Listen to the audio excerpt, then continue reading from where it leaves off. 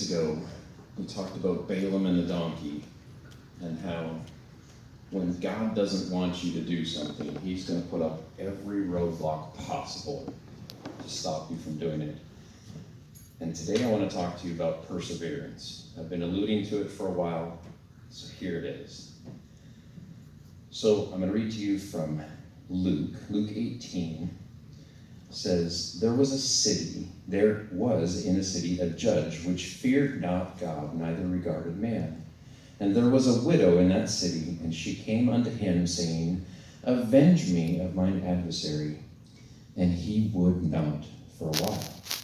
But afterward he said within himself, though I fear not God, nor regard man, yet because this widow troubleth me, I will avenge her, lest by her continual coming she weary me. So this is persistence, this lesson. Okay, so you all know that I love metal detecting. And when I metal detect, lots of times I ask this question when I find something. Man, what is the story with this? It might be a coin. It might be something that, was lost out of a household. And it might be a piece of jewelry. How does someone lose something? What's the story behind it? Well, Shrade and I were up in Maryland. This is now over a month ago. And we went to Pennsylvania to see a covered bridge. And while we were there, Shrade was playing in the river, and I grabbed my metal detector. And the seventh target that I dug that day was this. A gold ring from 1976, a class ring from 1976. And I looked at it and I was like, wow, cool. How did someone lose this? Were they out rafting and they kind of just went like this and it fell off? Well, why is it here? And I looked inside the band and there were three initials, JWT. Now I gotta find this person.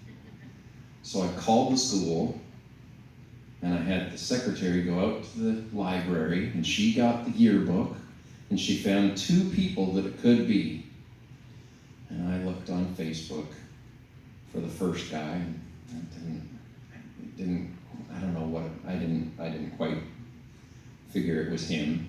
And the other fellow, John Thomas. Man, that's a common name. Why don't you just make it John Smith and make it real hard? So I was striking out in Facebook. And I went and I got myself a whitepages.com account. So I paid for it. And I look up the first fellow and the middle initial was wrong. So that's not it. So John Thomas it is. All right. So all the telephone numbers that were listed, left messages on all of them, nothing happened. Had an address, I sent a letter to it, nothing happened. And then I saw this little section down, people that might be related to this person. And I went into Facebook and looked all of them up. And I found one lady in there that was listed under his profile, and it said, when I went on Facebook, she said, what's going on in Greencastle? And I was like, Greencastle, that's where that ring is from. So I sent her a message on Facebook Messenger. And the next day, I got a call from John. And I got goosebumps, just like I do now, when he called me. And I said, so I think I found something of yours. He says, yeah, what'd you find? I said, I found a class ring. I said, can you describe it? He says, well, it's been 45 years, but I'll give it a shot. And he described it to a T. And I just, again, had goosebumps up and down my body, and I said, man, I'm so excited. I finally get to hear the story behind something that was lost. And so here it is. 45 years ago, 2 weeks after his parents paid $110 for this class ring for him, he was down at the creek, skipping stones with his friends.